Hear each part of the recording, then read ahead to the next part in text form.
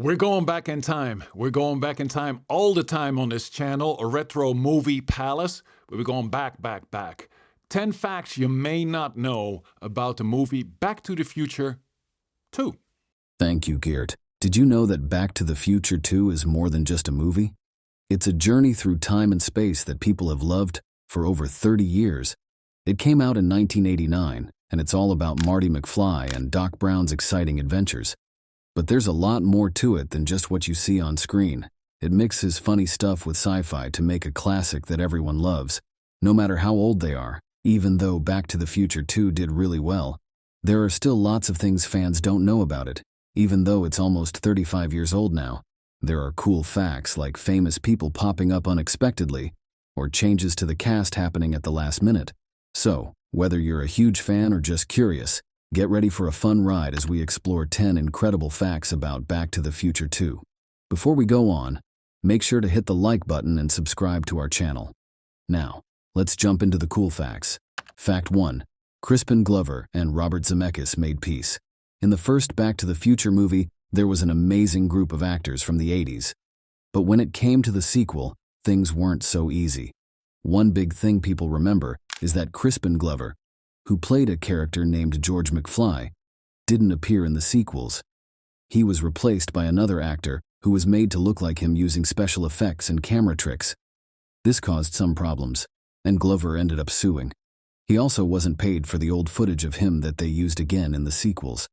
This led to new rules to protect actors in similar situations, but what some people might not know is that Glover and the director, Robert Zemeckis, made up later on. Glover acted in Zemeckis' movie called Beowulf in 2007. Fact 2. Michael J. Fox's late arrival to Back to the Future. It's hard to imagine anyone but Michael J. Fox playing the beloved Marty McFly in Back to the Future. However, Fox wasn't cast until 6 weeks into filming. Originally, he was busy shooting Family Ties. Eric Stoltz stepped in as Marty, but it became evident he wasn't the right fit. Director Robert Zemeckis was determined to have Fox, and after negotiations, Fox joined the cast. He managed to balance both Back to the Future and Family Ties, securing his place in cinema history as the time-traveling teenager we all love. Fact 3. Jennifer's role recast twice.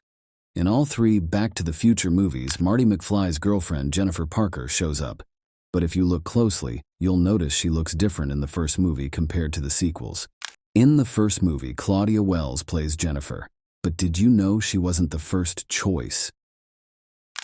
Originally, Melora Hardin was supposed to play Jennifer, but when Michael J. Fox replaced Eric Stoltz, who was initially cast as Marty, they had to find a new Jennifer because Hardin was taller than Fox. Then, for the sequels, Wells was no longer available, so Elizabeth Shue took over the role of Jennifer.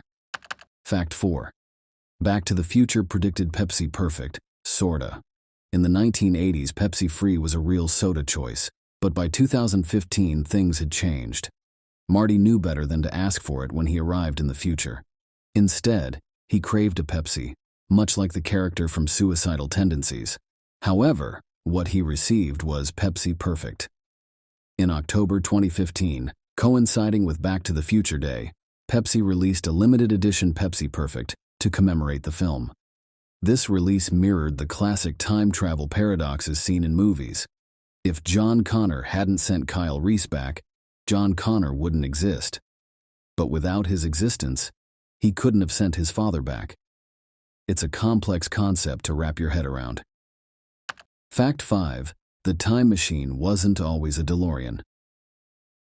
In the early stages of crafting Back to the Future, the iconic DeLorean time machine wasn't even a car.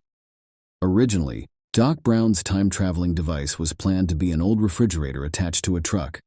However, as the creators pondered the practicality of hauling around a fridge, they realized it wouldn't work well for the story. Eventually, they settled on the idea of using a car instead. Initially suggested as a joke, the DeLorean's futuristic design ended up being a perfect fit for the narrative. This decision not only eliminated logistical issues, but also gave birth to one of the most legendary vehicles in cinematic history.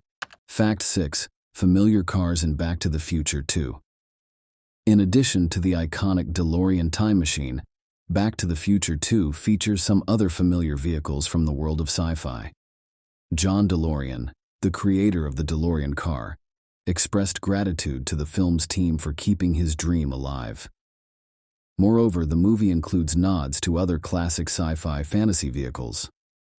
One such nod is a clear shot of the Star Car, seen in the 1984 film The Last Starfighter. Additionally, eagle-eyed viewers can catch a glimpse of a spinner vehicle, known for its appearance in Ridley Scott's cinematic masterpiece, Blade Runner. These subtle references add depth to the futuristic world of Back to the Future 2, celebrating the rich tapestry of sci-fi cinema. Fact 7. The clock tower wasn't in the original script. Similar to the DeLorean, the famous clock tower wasn't initially part of the first draft of the script. However, it plays a crucial role in the plot, facilitating Marty's return to 1985. Originally, the plan was for Marty to utilize the power of a nuclear bomb test explosion for time travel. Unfortunately, the high costs and technical challenges involved in creating the explosion scene proved impractical. Instead, the filmmakers opted for a more feasible alternative. They repurposed a forgotten courthouse from the Universal Studios backlot, previously seen in To Kill a Mockingbird, as the iconic clock tower. Using a lightning strike as the catalyst for time travel, this choice proved to be both timeless and unforgettable, surpassing the original idea of a nuclear explosion. Fact 8. It was the first movie of Elijah Wood. Back to the Future 2 marked a significant milestone for actor Elijah Wood, as it served as his debut film role. Best known for his portrayal of Frodo Baggins in the Lord of the Rings trilogy, Wood began his illustrious career by appearing as one of the video game-playing kids in the Cafe 80s scene of the Back to the Future trilogy. Little did audiences know at the time, this young actor would go on to become a beloved figure in the world of cinema, captivating audiences with his talent and versatility. Wood's humble beginnings in Back to the Future 2 serve as a testament to his remarkable journey as an actor, with this role serving as the first step towards his future success on the silver screen. Fact 9. Back to the Future nearly had another title. It might come as a surprise, but Back to the Future almost went by a completely different name. Instead of the iconic title we know today, the studio proposed naming it Spaceman from Pluto, per Screen Rant. This suggested title had nothing to do with the movie's plot and would have drastically altered how the film was perceived. Thankfully, Steven Spielberg, the film's producer, intervened. He responded to the studio's suggestion with a humorous memo, thanking them for their input and effectively putting an end to the idea. With Spielberg's intervention, the title Back to the Future remained unchanged, ensuring its place as one of the most beloved films in cinematic history. Fact 10.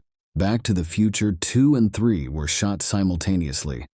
Originally, there were no plans for a sequel to Back to the Future. The creators, Bob Gale and Robert Zemeckis, had only included the "to be continued" tag as a playful touch. However, due to the massive success of the first film, they were prompted to write a follow-up. Back to the Future 2 and 3 were initially envisioned as a single movie. However, the storyline grew too complex, leading to the decision to split it into two separate films via LA Times. Remarkably, both movies were filmed concurrently, with only a brief 3-week gap between shoots. Director Robert Zemeckis found himself juggling editing duties for the second film at night while filming scenes for the third installment during the day.